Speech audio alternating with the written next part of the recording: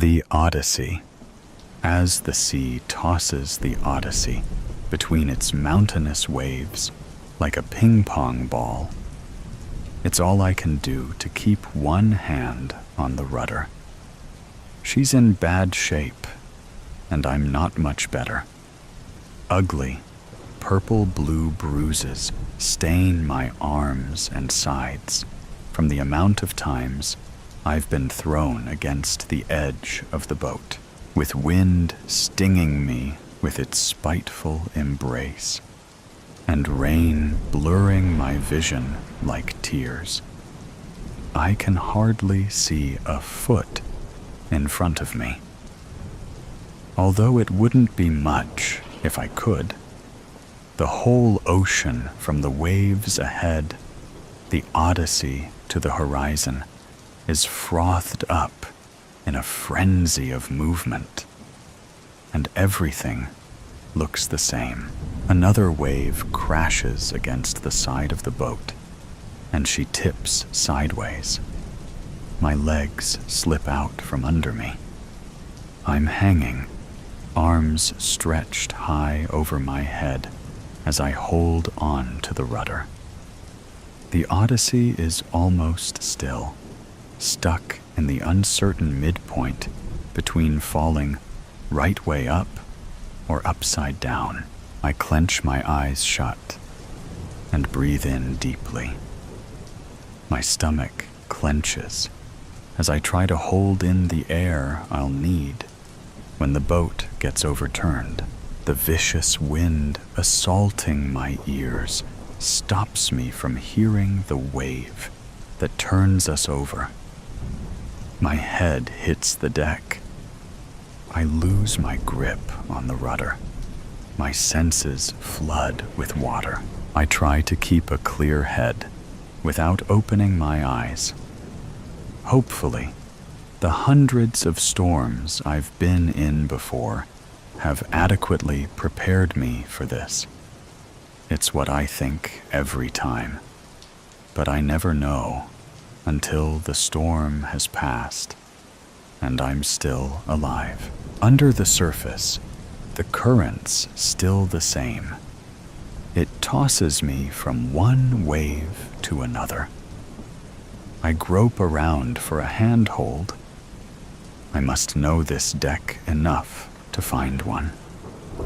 But within the rage of the storm, I can't place my thoughts steadily enough to get a clear picture of the deck above water. And I plan to spend as little time as possible studying it from below. After what was probably minutes rather than hours, but was, in either case, too long, I manage to grip something. It's a kind of pole, thick, so that I have to use both hands to hold on. My lungs raise a tentative whine, a plea for my mouth to open. Not yet, I tell them. Previous storms have taught me I'll have to wait until the fury is over before I upturn my boat. In the meantime, I'll have to find my way onto the bottom of the vessel to catch a breath and try not to slip off until the storm has passed. I claw my way to the edge. My eyes are stinging from the exposure to salt water and from how tightly I'm clamping them together. There's a flame alight in my lungs, and I fight the urge to open my mouth for just 1 second to put the fire out. I grab the end of the keel and try to push myself up, but it's too wet and slippery to get a firm hold. The waves slap me against the boat. My mouth opens involuntarily to groan in pain, and I clamp it shut. Too early or too late, water has managed to creep inside my mouth, but air hasn't, clinging desperately to the edge of the keel. I wrap my legs around the rope that's always coiled on the end of the deck, not daring to open my eyes. I clench my knees together and try to pull the rope up to me. It slips. I only just catch it with my feet. Suppressing a yelp, I force myself to remain calm. Panicking could make me drown. Trying a different tactic, I use my boots to spread the rope out. I have to let go of the keel with one hand so I can hold it. I hesitate, then shake the reluctance out of my head. Indecision could make me drown too. My lungs burn as if they're packed with ice. My left hand slips, and I take the opportunity to grasp the rope. Pulling it upwards, I grab the keel again, this time holding the rope between two fingers. A lull in the waves lets me take a shaky breath. Just enough to keep me going. I try again with my right hand. Letting go of the keel, I grip the rope between two fingers. I fiddle with it until I've got a good grip. Then pull my hand up to grasp the keel again. This is always the hardest part. So far, I've always managed it. But there's a first time for everything. If this doesn't work, I'm dead. I can't help the thought. I shove it away, recalling the face of my wife and daughter. I need to live, at least for them. Gathering my courage, I pull my hands up, bringing the rope with me. It goes taut, and I stop myself, breathing a sigh of relief. It would only waste breath. Tugging the rope upwards, I haul myself onto the bottom of the Odyssey and allow myself a breath. My lungs are still burning, but it's bearable for now. Only one more job. Taking a deep breath, I lay on my front and force my head underwater. I don't waste time tying a double anchor bend around the closest rail of my boat.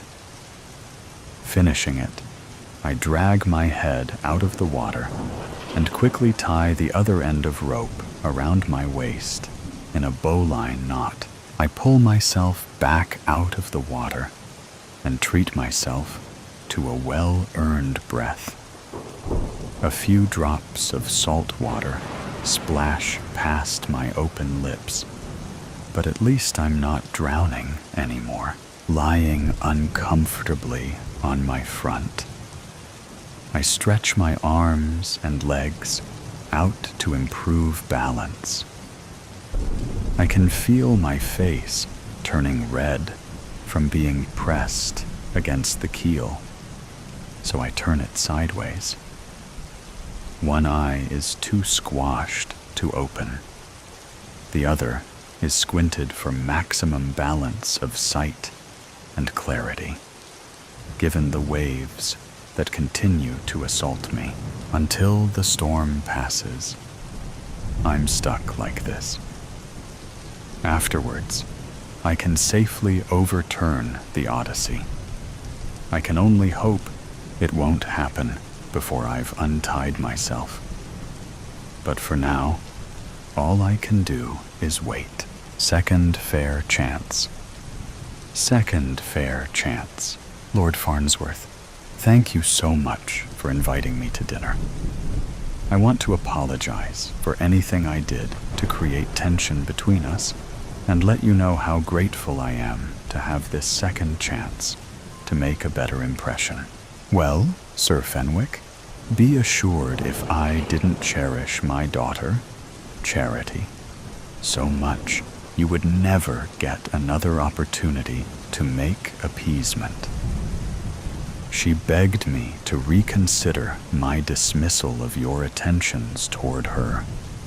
She is very taken with you, so you must not be all that horrible. Maybe a little misguided when it comes to how you treat a lady of high standing, such as my beautiful daughter. I found you in a compromising position in the garden at that soiree. Still, she'll be joining us after our before-dinner sherry. I remember you made quite a showing at our fox hunt outing. You set a fine steed and contributed an experienced pair of foxhound to the pack. That proves you've had some culture to your upbringing. Yes, sir. I've been riding since I was a young boy. My friend and business partner, Sir Carlton Winslow, attorney at law, is the one with hound experience. His uncle used to train them. The pair were actually borrowed from a well-known sportsman, Lord Dudley Bragg. Ah, yes, Lord Bragg. The name suits him well. He was interested in courting Countess Diana, my sister-in-law, but she found him to be less than gentlemanly when he deserted her and Charity at the market fair. Matter of fact, that is how they made your acquaintance. Isn't that correct? You arranged for their escort home. Now she has been entertaining your friend, finds him quite attractive and courteous. Exactly, Lord Farnsworth. That's another reason it would be so advantageous for me to be able to court your daughter. We could assure each other to remain honorable. Wouldn't you agree? Or encourage each other's bad behavior? Hey, young man, I haven't forgotten what it was like to be your age, seeking female companionship. I must guard my daughter's reputation, you understand? Of course, your lordship. Wouldn't expect anything less. I assure you, my intentions are honorable. I am deeply in love with her already, and desire only the best for her.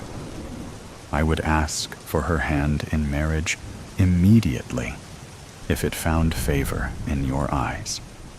But I know our societal norms demand much more formal routines. I can only pray for your approval to make me the happiest lovesick fool in London. My joy would be eternal.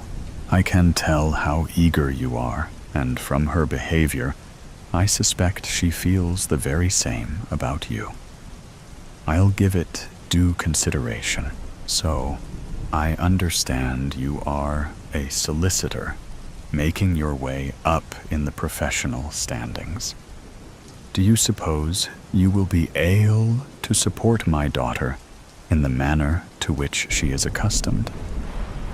I am afraid I have spoiled her, especially since her mother passed.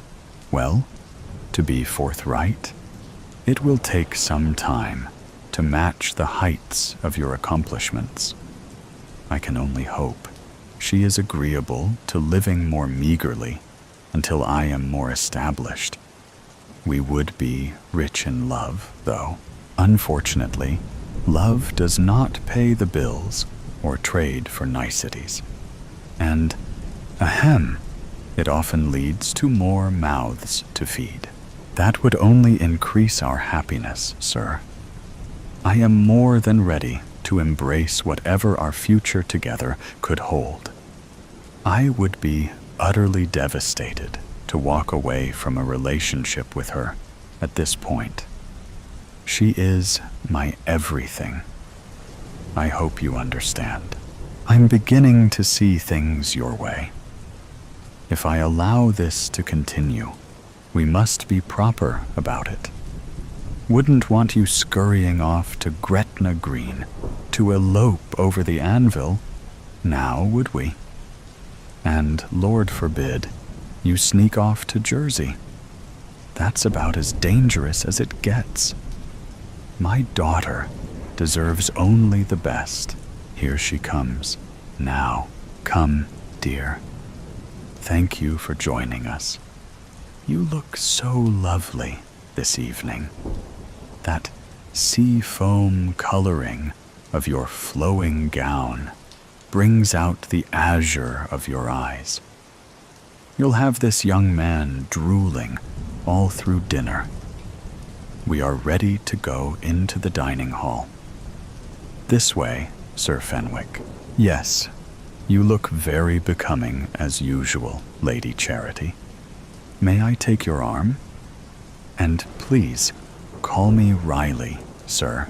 Of course. No need to be so formal, with only us present.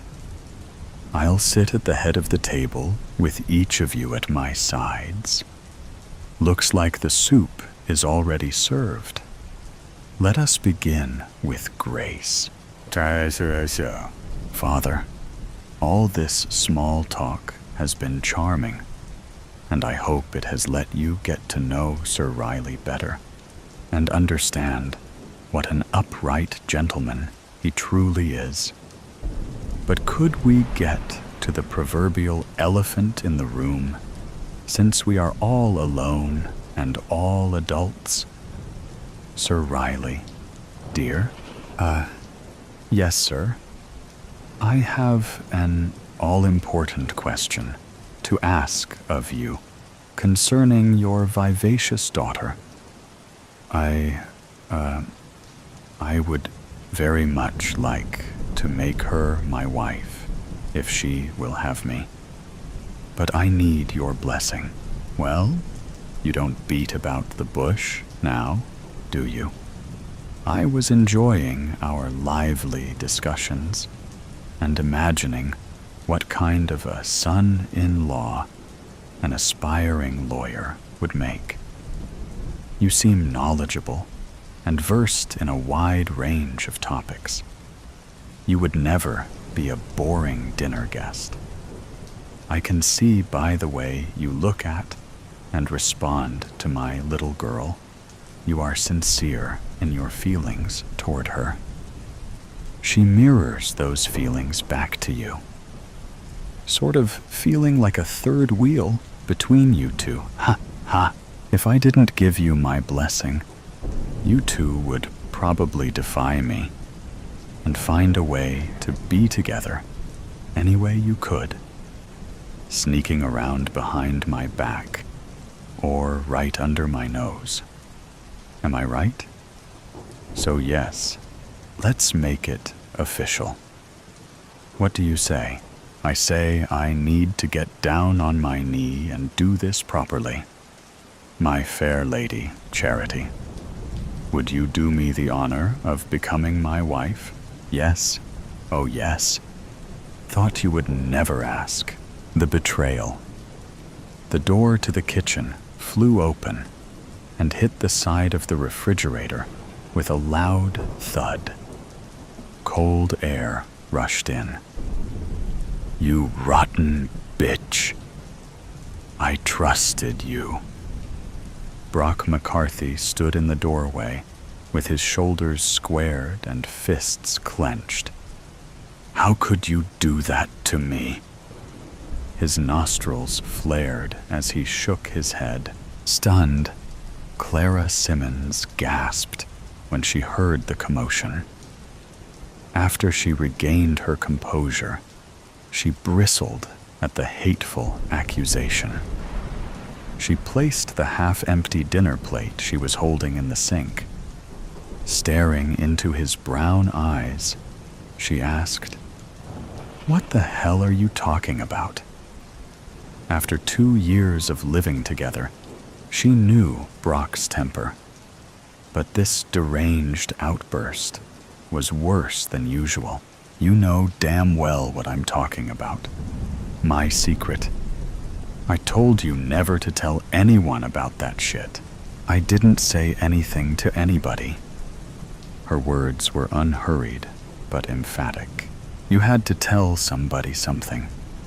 When I went to the back door after work, all the guys started busting my balls, dropping hints, talking shit like they knew things. All of them acted like they knew something. And you're the only one I talked to about that shit. Brock unzipped his black leather jacket and draped it on the back of a kitchen chair. Why did you do it? You're nuts. Or you're drunk. I didn't say anything.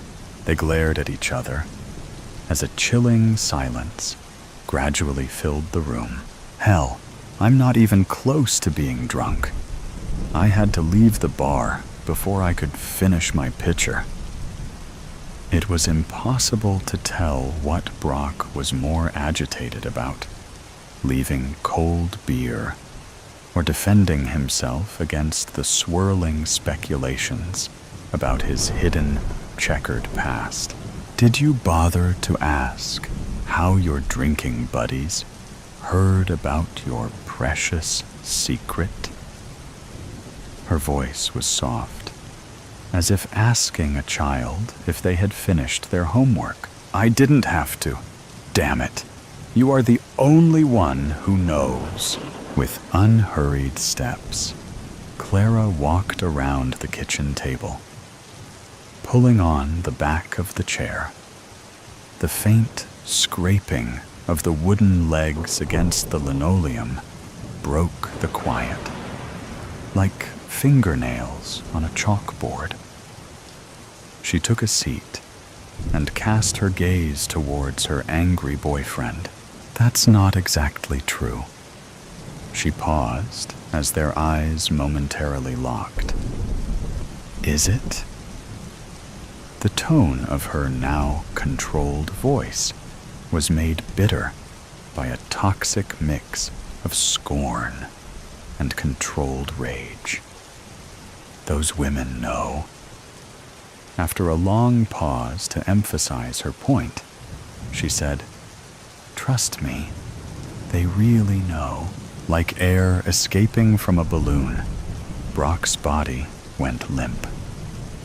Without making a sound, he fell into the chair across from her, searching her face for a clue about her intentions. Look, you chose to tell me about your twisted secret. It was your choice. Clara's voice was cold.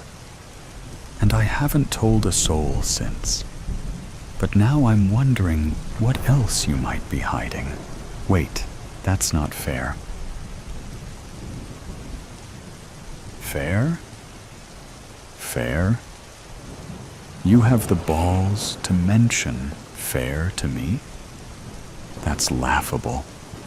You bust in here and accuse me of betraying you without a shred of evidence. I've always told you everything. Brock reached up and scratched the scruffy hair on his face. I didn't have to tell you about the women and what happened. But I did. And now you expect me to carry the same guilt? Clara adjusted her glasses. No, of course not. It's not guilt, exactly. Not really.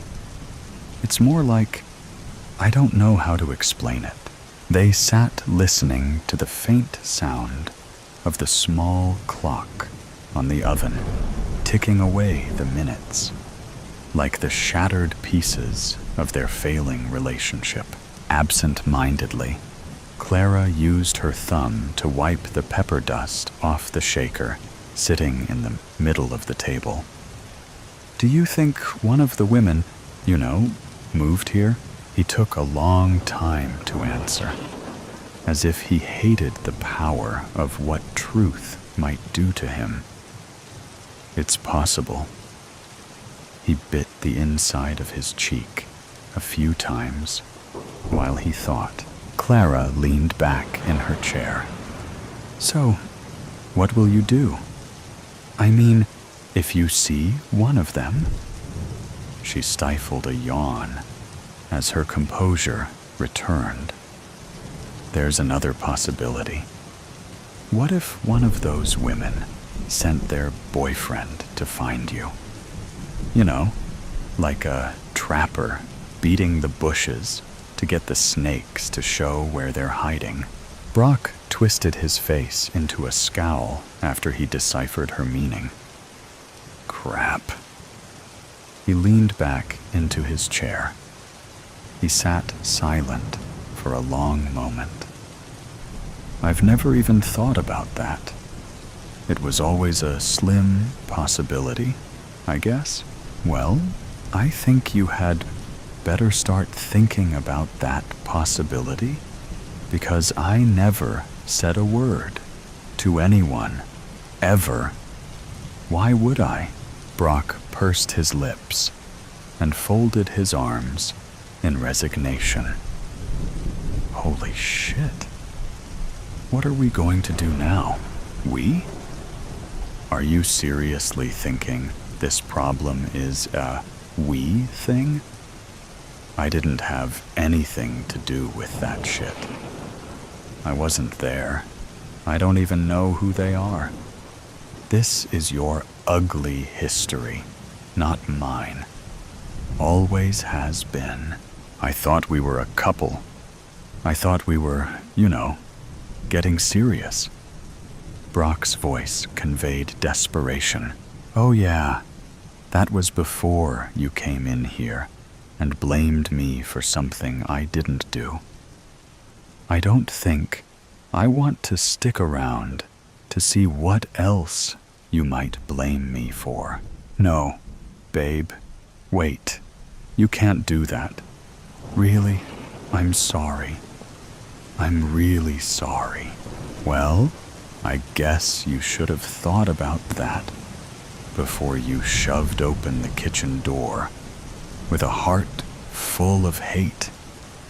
I went from bitch to babe in 5 minutes, and I don't want to see how long it'll take next time."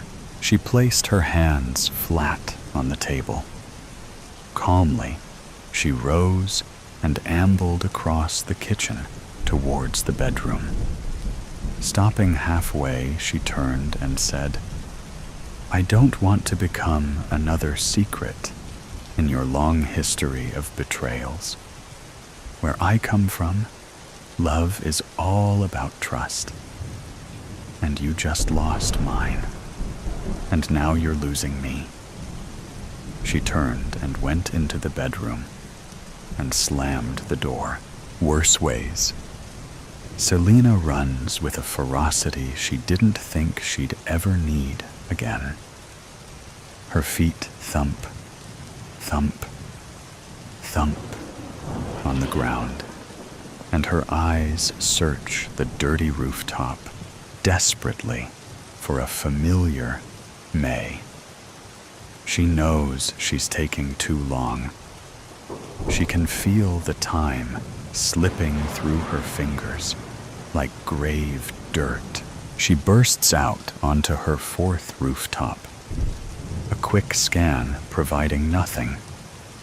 She turns around. Her ears catch onto the quietest sound, a scuff, a whimper. She runs over to the other corner of the building and checks behind a wall. There she is. May lays on the floor, cloudy eyes staring uselessly up at the sky, and her entire hand missing, blood leaking out of her at an alarming pace. Her gut is cut open and barely holding together. Her leg bent the wrong way. Blood coats her entirely. Her mouth, her neck, her chest. Selena's hand lands on his shoulder. May jumps, opening his mouth in surprise as she turns her head towards her. Selena? Her voice croaks out painfully, laced with a brittle sort of hope. Yeah, it's me, May. Hold on. Help is on the way.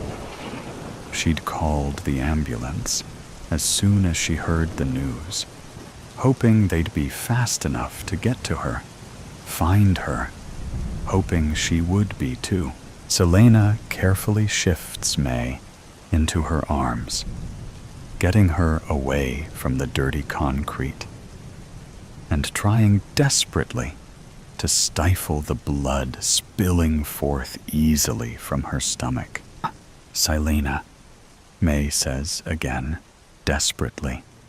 She says it like Selena is an angel about to bring her to salvation, as if Selena was what she needed, wanted, instead of some random punk from New York that kills people in his spare time, instead of someone who shot a bullet at her skull.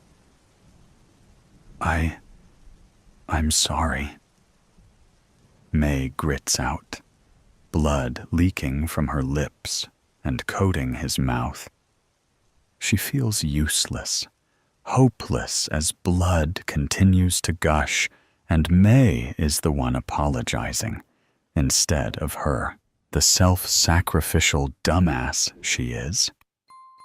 No, May, you don't get to say that. You stay with me, you hear? You stay right here with me. Her voice shakes, and she feels untethered, like everything is slipping away from her again. She runs her hands over May's unbroken arm, trying to ground the dying girl, trying to bring her back to the world of the living. Please, not again. May opens her mouth and breaks into loud, shattering coughs, blood dribbling down his chin even more.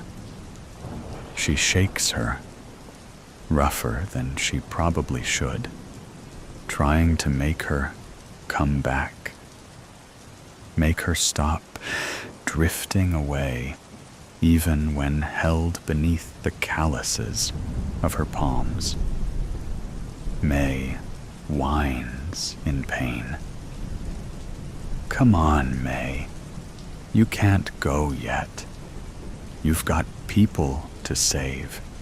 You've got friends who need you. Selena needs her, and yet May is leaving. She thinks of Jason and of her brother, Leo. They need her too.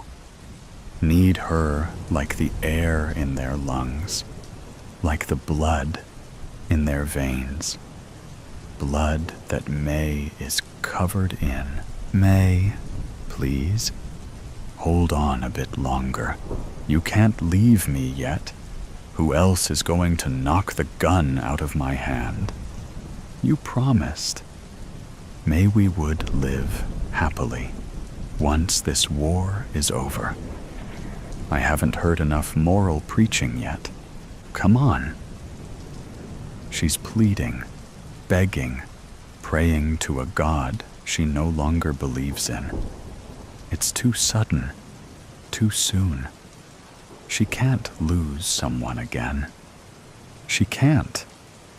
She'd listen to 1,000 hours of bull crap if it meant May would just live, if it meant May would continue to lecture her and annoy her and be beside her side breathing and smiling. May's shaking hand reaches up to his shirt and latches on, staining it with her blood. She can hear the sirens getting louder, closer. See, Silena. May's voice is scratchy, pained, weak. Shut up, May. Don't talk. Just stay awake for me. They're so close. Just a little longer. She just needs to hold on a little longer. Silena. No. May can't do this to her. She can't say goodbye. She hears the weight of her name, the finality to it. The hand on her shirt slackens. Her body starts to go limp, and she can feel it. Feel the way death grips her, like it did her brother, like it did her dad. I will miss you. Silena feels her chest shudder with a sob. The tears slip freely from her cheeks. The hand reaches up again, and it's so cold against her cheeks, so cold as it wipes away her tears. She grabs it, holds on to it, like it's the last anchor she has, pressing it to her cheek in the reminder that Silena is here, that May can't leave her here all alone. May should be yelling at her, screaming at her, like she always does. She doesn't respond, even as she shakes her, doesn't move, or breathe, or smile, or yell at her. I'm sorry, May. She whispers to the sirens and the air and the quiet body before her. I'm sorry, May. May is held in her arms, and yet she is alone. She is alone. She yells at the sky, at herself, at the world. She yells, and she yells, and then she cries. Her lips press softly to the cold fingers of the girl she was only just learning to care for. She gently sweeps her bloody hands through dark hair for the first and last time, slowly smooths her thumbs over those open, empty eyes, and closes them against the harsh wind of the city. The paramedics storm the rooftop, and she's dragged away from the body. She doesn't stay to watch them load the body into the ambulance, doesn't stay to watch the ambulance drive off slowly. In no rush to save a dead person, she walks away to a panicked shouting. She lays down in his bed, soaked in another person's blood. She stares at the ceiling with an emptiness clawing at her heart until it drags her down into darkness. She wakes up 5 minutes before her alarm. She wakes without any sleepiness. Suddenly they're thrust into a world where she remembers the feeling of bloody hands against her cheek and the weight of a dead person in her lap. It takes her a second for the feelings to rush back, for the bone-deep exhaustion to settle familiarly in her chest, and the accompanying rage to guide her sights. She stands up as the alarm rings. A standard beep, beep, beep before she shuts it off. She looks at her hands. This gives her pause. She knows she didn't wash her hands last night, remembers the feeling of blood coating each and every finger and staining every surface she touched. Selena looks at the pristine white bed, then down at her spotless white top and clean jeans. Something is wrong. Her hand reaches for her phone, and she stares down at the date with a sinking sense of insanity. That can't be right. That's impossible. The numbers don't change. November 7th, it says, clearly, as if that makes any goddamn sense. Yesterday was November 7th. Yesterday she fell asleep, covered in blood. And yet, with a sudden ferocity, she finds her hands navigating the device, pulling up her contacts, and pressing firmly on a familiar name. The phone rings, and rings, and rings. Someone picks up. "Hello?" May says over the phone, her voice scratchy from sleep, with an edge of worry. Her chest rattles with her next breath. His legs wobble, and she collapses onto her bed. "Hello?" May says louder, more alert, worried at the lack of response. "Hey," Selena says quietly. It's all she can say right now. What should one say to a dead woman? Not dead. How does one cope when the woman you held till her dying breath is breathing again? "Are you okay? Do you need help?" May asks. There's shuffling over the other side of the phone. A creak. More shuffling. As if May was suiting up. "I'm fine. It's nothing," she grits out. Her chest hurts. Her eyes ache. Her head is swimming with confusion. It doesn't sound like nothing. "Where are you?" "I'm coming over." May declares like the soldier she is, always ready to help, to fight. Misclick. She grits out before she hangs up the phone. She resists the temptation to throw it. She resists the urge to scream. She knows nightmares. She has them every night. But never has one been that real. Maybe she really is going crazy. Tremors shake her body, and she can't just forget holding someone while they die. Can't forget those sightless eyes, or those cold hands, or the putrid smell of blood so strong she was swimming in it.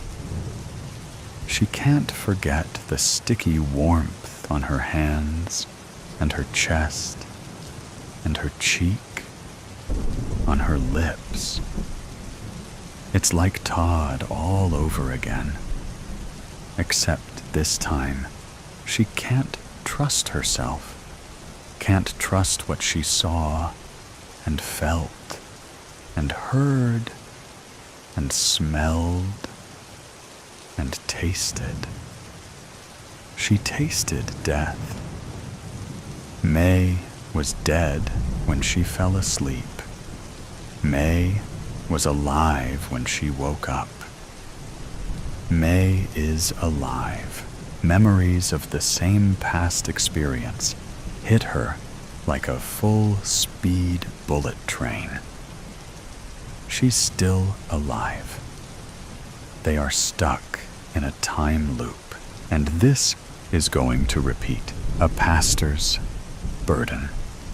In a small hospital room, a visibly shaken woman sat slumped in a chair next to her daughter's bed, watching her chest rise and fall as oxygen moved from the tubes into her lungs.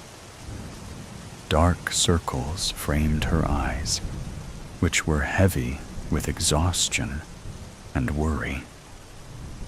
When she heard the news announcement, she looked at the small TV screen and raised the volume quickly. Tonight, a local pastor is in custody after turning himself in for a hit and run of 13-year-old girl Emma Campbell that occurred only a week ago. Emma was reported missing by her family before she was found at Mercy Hospital as a Jane Doe almost a day later. Emma is currently in critical condition with injuries that include blood force trauma and spinal fractures. This all unfolded this morning when 54-year-old David O'Reilly of the Church of God in Christ reportedly turned himself in and admitted to hitting her and fleeing the scene. According to the church, O'Reilly has served as a priest in the Church of God in Christ of White County since 2002 and has even presided over this past Sunday's Mass. Interestingly, the church caught on fire Monday morning after it ignited in a building nearby. Luckily, no one was injured. However, a few people were transported to a local hospital for smoke inhalation. The police have told us that this remains an ongoing investigation. Meanwhile, the community and friends of the Campbell family are holding a vigil. Emma's mother told us, "I am just terrified. I want Emma back. I don't care about anything else." Reporting live from Mercy Hospital, this is Angelica Sanchez, CBS News, as the woman watched. She sobbed quietly while clasping her daughter's hand, her other arm wrapped protectively around herself, as if trying to shield them both from some hidden danger. She was still shocked at the whirlwind of events that rocked her family for the past few days. God was punishing her, she thought. Not very far away, 2 police detectives walked into a room where David O'Reilly sat, his head hunched over in a metal chair and his hands clasped tightly. One of the detectives cleared his throat as they sat opposite him, while the other shuffled papers as if he had not just gone over every paper before coming in. "Mr. O'Reilly, I am Detective Jameson, and this is Detective Phillips. Do you need anything before we start? Coffee or some water?" David shook his head, which prompted Detective Phillips to begin. "All right, Mr. O'Reilly, walk me through what happened last Thursday." David sighed and shook his head before speaking slowly. "Like I told Officer Jones, I was heading home on Eli Road. I had a lot on my mind and didn't see the poor girl. I slammed on my brake immediately. I ran out of the car, and she was lying there, and blood was everywhere. I panicked. I did not know what to do. I do not carry a cell phone. I cried for help, but no one was around. I thought I could take her to a hospital, but I know you are not supposed to move people. And also, I recently had back surgery, so I was not sure if I could. I went back into my and I had all the intention of going to the nearest station. But I don't know what happened. The devil is a powerful enemy. I got scared. The devil. I see. Where were you coming from? I drive to a local donation center now and then to buy books for the children in my parish. Right. We called after your initial statement, and while everyone knew who you were, no one could confirm you were there last Thursday. Yes, I realized that I forgot my wallet at home and just turned around and did not make it there. I see. And what happened when you returned home? I parked the car.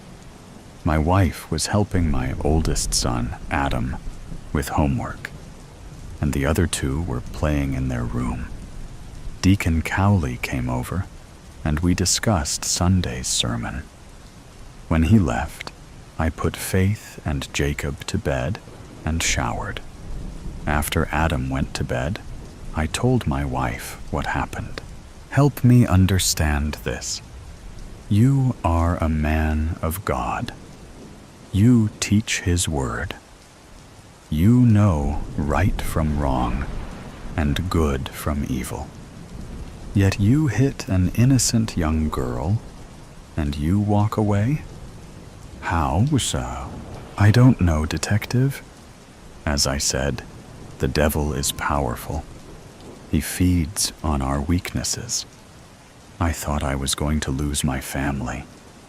I got scared and... Spare me the spiritual nonsense.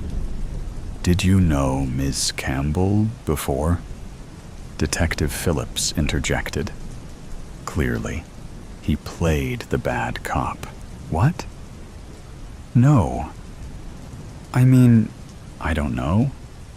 As far as I know, we don't have a Campbell in our parish. But people come and go all the time. Wait, why are you even asking? Several reasons, Pastor. Several reasons. They both stood up and prepared to leave the room. David looked at them and asked if he could know these reasons, but they shook their heads and opened the door to leave. David yelled as they walked out that it was an accident. As they walked through the precinct hallway, Detective Jameson asked, "What do you think?" Too early, but something does not feel right. My gut tells me he is lying about something. Do we have any witnesses yet? Also, where is the wife? We need to talk to her. And how is the girl doing? No witnesses, and I believe she is in the hospital with her daughter. Faith is still in critical condition, and doctors are not optimistic. Elizabeth woke up to the beeping sound on Faith's monitors. A few seconds later, the nurse came in to check. After a few taps, the beeping sound stopped. The nurse mentioned that the IV will need to be changed soon. Elizabeth asked if there was any word from the pulmonologist they had been waiting for. The nurse shook her head and said she would send a message. Elizabeth asked why the doctor took so long to come to the hospital. The nurse said she did not know but that he was currently unavailable. Before Elizabeth could protest, 2 detectives appeared at the door, and the nurse excused herself. "Mrs. O'Reilly, we are sorry to disturb you, and to come at such a difficult time. However, we have a few questions." Elizabeth's eyes flickered with apprehension before her guarded wariness took over. She stood up and walked with them outside of the room. "Mrs. O'Reilly, do you know what time your husband returned home last Thursday?" "I'm not sure. David usually meets with Deacon Cowley around 8 p.m. on Thursdays, so I am guessing before that time." "Do you know where he was that day?" "I believe he went to the local donation center." "And when did he leave to go there?" "I can't say, as I was not home. I picked up the kids from school and dropped them off at my sister's." "And what time would you say that was?" "Probably around 4 p.m. when I was at my sister's house." "And where did you go?" "I sometimes help local businesses with their books, so I was at the local motel on Siesta Drive." "Eddie's place?" "Huh?" "Oh yes, Edward." "Mrs. O'Reilly, we talked to many folks, and they all mentioned how kind and thoughtful your husband is. Don't you think it is strange for him to leave a poor girl to die after he hit her with his car?" "Well, yes, of course, Detective." "Mrs. O'Reilly, Angela, has your husband ever hurt you or the children?" "What? No. David would never hurt." She paused. She wanted to say anything, but stopped. Tears filled her eyes as she tried to finish the sentence, but couldn't. "All right, Mrs. O'Reilly, that will do for now. We will be in touch." The detectives turned and left her standing in the hallway, like a house remaining after a tornado ripped everything around. After talking to the wife, Detective Phillips was more convinced that something was fishy. He told his partner they needed to step it up. By the time they returned to the precinct, they had camera footage from some businesses and the report from the fire department to review. Unfortunately, the footage wasn't helpful. The fire that destroyed the garage, which had the car involved in the accident, started with an outdated breaker box with worn connectors, which caused the system to overload and cause a fire. It was just a coincidence. Detective Phillips thought it a very convenient coincidence. He needed to try something else. "Mr. O'Reilly, you are a good pastor. Some of our officers know you and attend your mass. Some even say you are too good. So I did a little digging, and guess what I found? Since 2003, we have had 6 murders that have remained unsolved. All of them were within a 10-mile radius of your church. All of the victims were teenagers between the ages of 13 and 18. So, is there anything you want to tell us? This is ridiculous. I came here and confessed alone without even being considered a suspect. I know I did something terrible, and God will be my judge. I am unsure what you are trying to prove here, but I have been cooperative, answered all your questions, and have nothing more to add. We appreciate your honesty, Mr. O'Reilly, but we are trying to do our job to ensure justice is served," Detective Jameson responded. "I have done my best to help." And a knock on the door started David and interrupted him. Someone slightly opened the door, and both detectives left.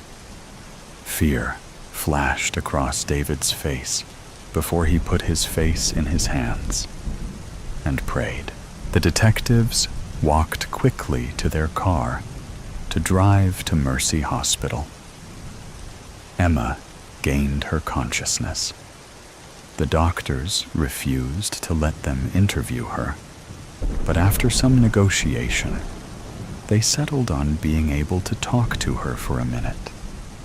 Emma confirmed the vehicle, but couldn't determine who was driving, as everything was still foggy.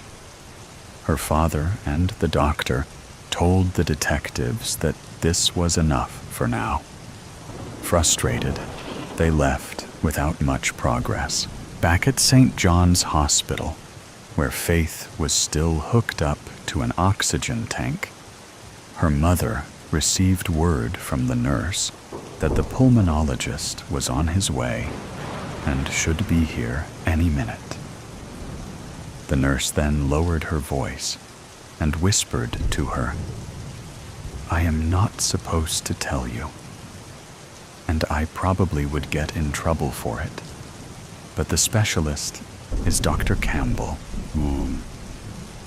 She paused for a second and looked at the mother, but it didn't seem to click, so she continued, "You know he is the father of the poor girl who... You know." The room seemed to close around her as the weight of the revelation hit her. Guilt surged within her as her chest felt a sudden pressure that made it hard to breathe. The nurse helped her sit on a chair and brought a cup of iced water. Angela rubbed her temples and tried to push the images away. Her guilt was gnawing on her insides, whispering incessantly that God was punishing her. She couldn't escape it or hide from it. She tried to isolate herself in her daughter's room, spending hours sitting in the dark and pushing away friends and family. No one could understand the magnitude of her guilt. She buried her face in her hands and started crying before a knock on the door got her attention. It was Dr. Campbell. The next day, the detectives returned to Emma's room to ask her more questions. Her memory was still hazy, but she could better describe the car and confirm that it was a man driving it, not someone she knew. When given a picture of Pastor O'Reilly, she couldn't identify it as him. Detective Jameson thought that, at this point, the case was almost closed. They had a confession. The victim identified the car, the time, and that a man was driving. However, Detective Phillips still felt something was wrong, so he decided to try another strategy. They went to the interrogation room again, and Detective Phillips said the 5 words any culprit would want to hear: "You are free to go." David did not move. "What? You are free to go, sir. You will still be held liable for perjury, but for now, you may go. But don't leave town." "Detective, I confessed. I don't understand." "Yes, but fortunately, Miss Campbell regained her consciousness last night." David became quiet. and fear overcame his face. He didn't know what to think. He replayed the events of that fateful night in his head.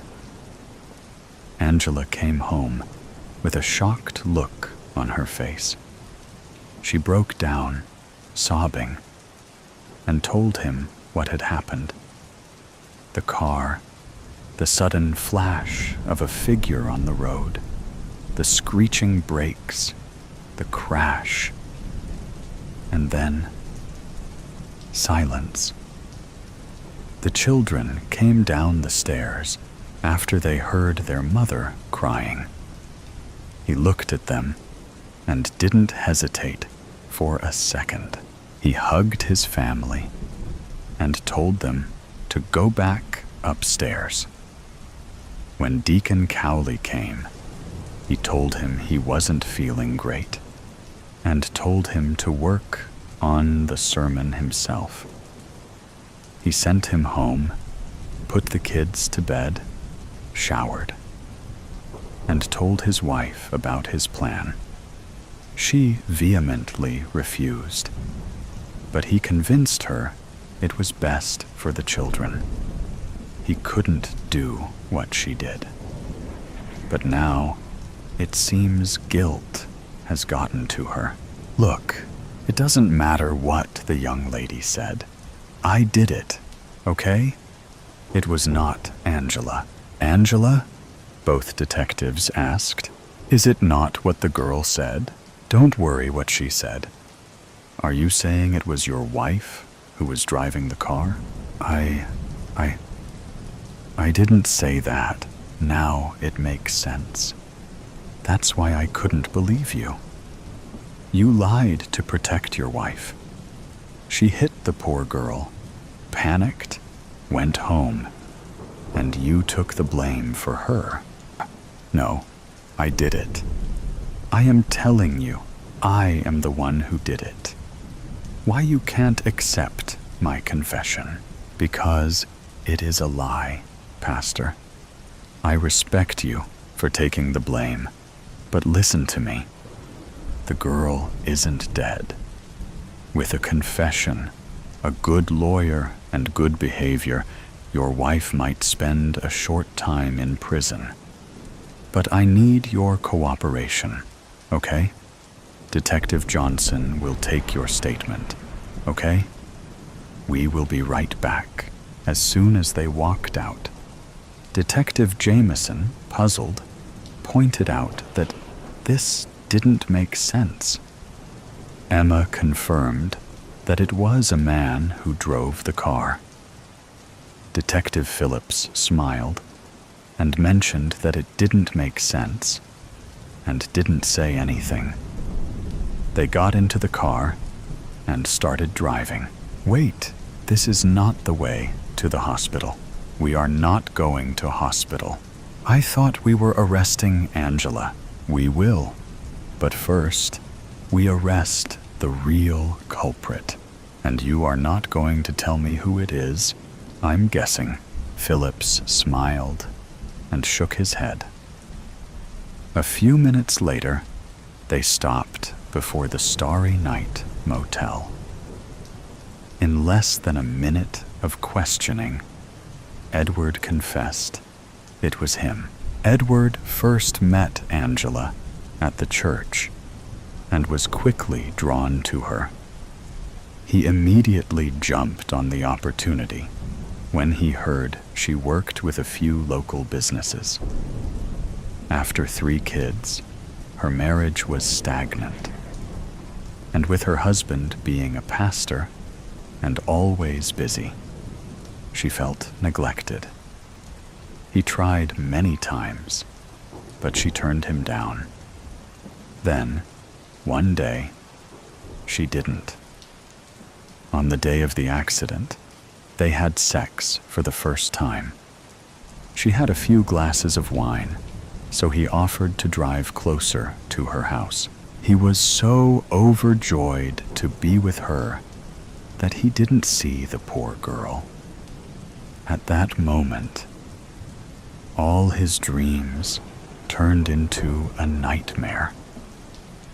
He tried to call the police, but she panicked and said no. She couldn't face her husband. When they saw a car's headlights coming, she told him to go back to his motel and that she would take care of it. He thought she would take the girl to the hospital, but when he heard nothing, he realized she wasn't. A month later, Detective Phillips stopped by Pastor O'Reilly's house. A moving truck was parked outside, and boxes were sitting out. David and his son gingerly walked out of the house, carrying a dresser. When they saw him, David told Adam to help his siblings. The detective picked up the dresser and helped bring it without saying a word. "How can I help you, Detective?" "I just came to apologize, Pastor. I know I was harsh with you, and you didn't deserve that." "Oh, that's all right. I lied to you, so you are fine." "But how did you know?" "Let's call it instinct. That's a gift from God." "Sure, Pastor. Speaking of which..." "Oh, I knew you didn't just come to apologize. Ask your question. Seems I am not the only one with gifts." "Of course not. God is generous. It was you who caused that fire, wasn't it?" "I swore I wouldn't lie again. So yes, it was me." "Is that instinct too?" The detective laughed and shook his head as he walked away, saying, "This was a